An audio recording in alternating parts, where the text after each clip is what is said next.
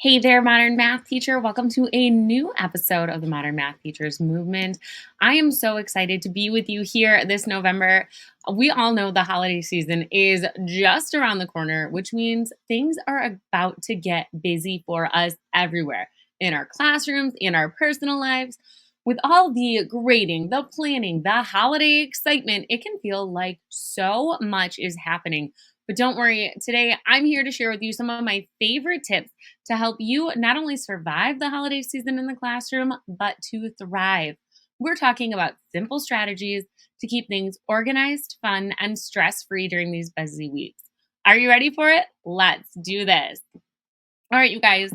Now, when we're talking about our simple strategies and surviving the holiday season, I want to first talk about how we can take care of you as the teacher this holiday season with a few strategies to help streamline the grading and planning portions of our teacher hats. Okay.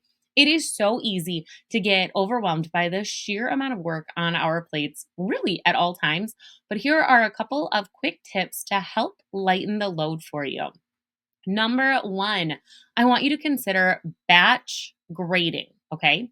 So, batching your tasks is a great habit to get into to boost your productivity. And we're going to apply that to grading practices first. So, instead of grading every assignment immediately, you would, in this case, try batching similar assignments together. Then you're going to pick specific times throughout the week to focus on grading and limit your distractions during those times. Maybe it looks like just one prep period each week. You're going to be grading your assignments. And even if you gave an assignment every day during that week, doesn't mean you have to fully grade every one. For some of your assignments, maybe you are looking at just one problem, maybe one or two problems, and you're just doing a quick scan and sorting them into piles like they got it, they almost got it, they need a lot of help. Okay. You can batch that task quickly. Maybe there is one assignment that you want to collect and just see that they tried and they worked through it. Full permission to stamp the paper and return it to your students, my friends. 100% permission granted. Stamp that paper, hand it back to them. It's a beautiful thing. Okay. Make sure you do that.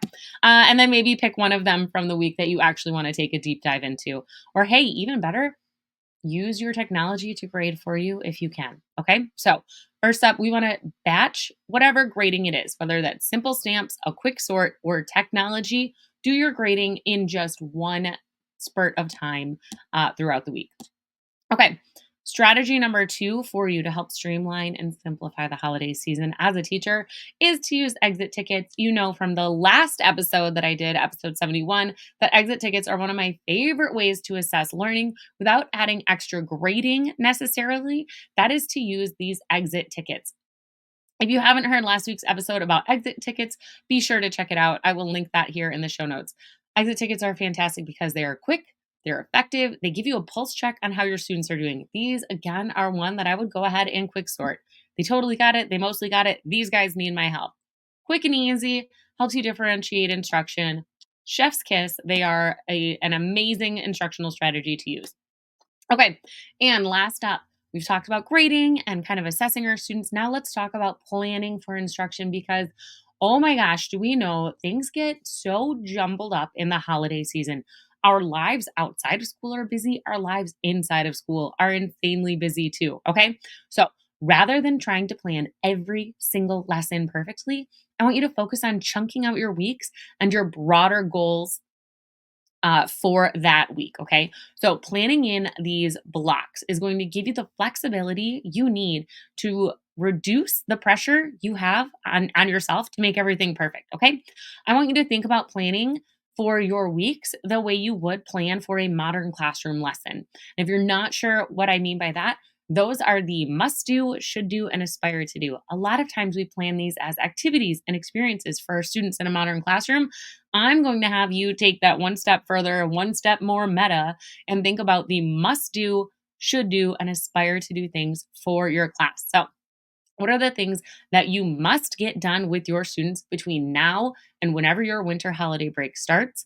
What are the things that you should do that are going to support them in developing their understanding and in their learner journey? And then what are the aspire to do activities that you want to try out that you think would be so fun. Maybe you haven't done them before. Okay. Think about them as must do, should do, and aspire to do tasks that you can then drop in to little chunks throughout your week. Okay. And y'all, you have full permission to just end up sticking with those must do's. And honestly, guys, you've got full permission to shorten those if you find out, for example, like I did this week, that you've got a last minute pep assembly. I knew it was this week, but I didn't remember until, today. And suddenly a shortened week.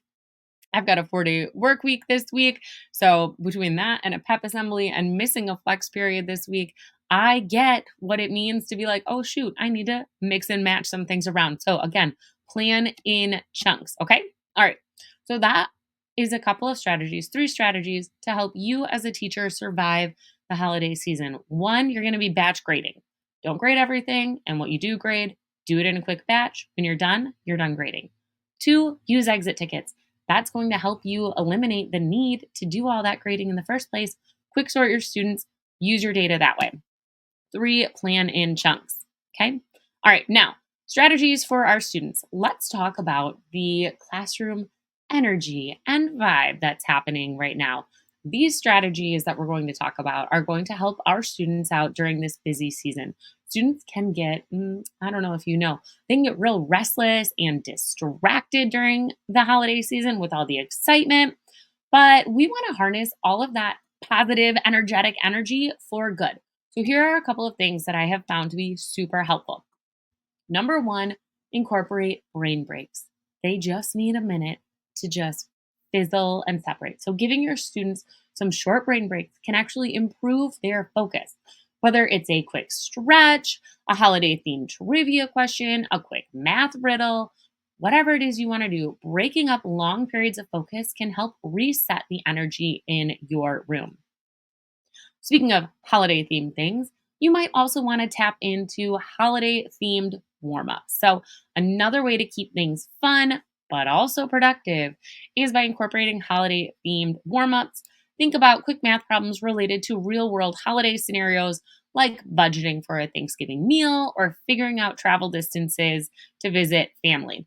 What I love about this is that you can capitalize on whatever holidays you and your students celebrate.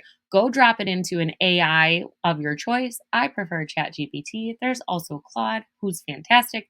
Maybe use Magic School, whatever it is you use. Ask for quick holiday themed warm ups. That's going to capture that fun energy of this season while keeping our students productive and on task. Okay. And then number 3, try to think about other ways that we can support our students with flexible seating and or short breaks, kind of like brain breaks, right? So some students need just a little bit more freedom to get all of this energy out. So if possible, offer different seating options for your students or small breaks to help them reset their energy and focus their learning. Maybe you have block periods like I do, where I've got 85 minutes with my students.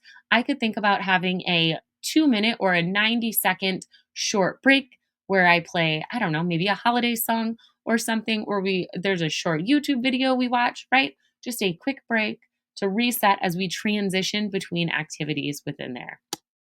All right. Finally, you guys. So those are 3 ways we can support our students: brain breaks, holiday themed warm-ups, flexible seating, and or some short breaks, something that gives them an opportunity to move, right? All right.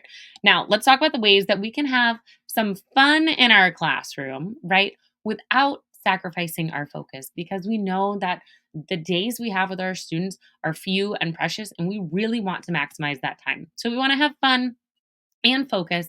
The holiday season is a great time to bring some joy into your lessons while still hitting your curriculum goals. Okay, here are a few more ideas for you outside of the holiday themed warm ups. Number 1, some seasonal math challenges. You can go ahead and create a friendly competition with a holiday themed math problem. I really love those ones that are like the picture or emoji based systems of equations. They're so fun for everyone. If you don't know what I mean, go Google it. I'm sure you've seen them on like Instagram, TikTok, wherever you've seen them. Just go find some of those, challenge your students, see who can solve them, and then maybe offer prizes. I don't know. That can always be fun. I know you have leftover Halloween candy. Goodness me. I have a whole bunch. You can also challenge your students to calculate and think about the mathematics behind some of the things that they're going to be doing. So whether that is how much food needed for a holiday feast. Maybe find some recipe that's going viral right now and then post that to your classroom and say, okay, how many people are in your family? How much would you need to make for this? And then they can go ahead and work on scaling that, right?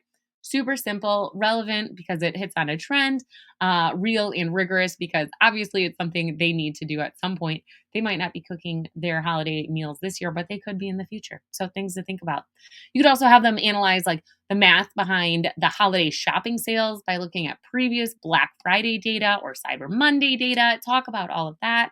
These real world problems are both engaging and educational. They are real, they are relevant, they are rigorous. Speaking of hitting the 3 R's, idea number two is to try out some form of project based learning, whether that is a light form of PBL where it is only, just a couple of days, or maybe a dessert project. That's okay too, or a full scale project based learning unit. I want you guys to think about how you can connect math to the real world in a meaningful way for your students. If you've got students, for example, who love crafting or designing, how about having them create their own winter village, right? Those great villages with all of the different light up houses. I love them. Have your students design that themselves or have them design gingerbread houses. Have them design and construct a holiday budget if maybe arts and crafts isn't more your thing.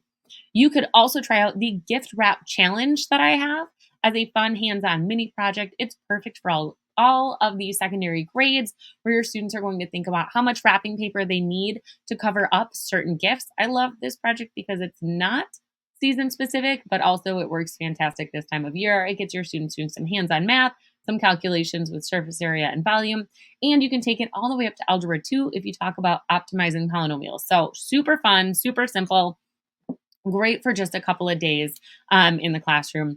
Or you could even try out the Winter Holidays Around the World project, which focuses on different winter holidays, not just Christmas. I love this one because it can last a little bit longer and you can jigsaw out and cover the different winter holidays that your students in your classroom celebrate. So, super fun as well. I'll make sure to link both of those in the show notes today.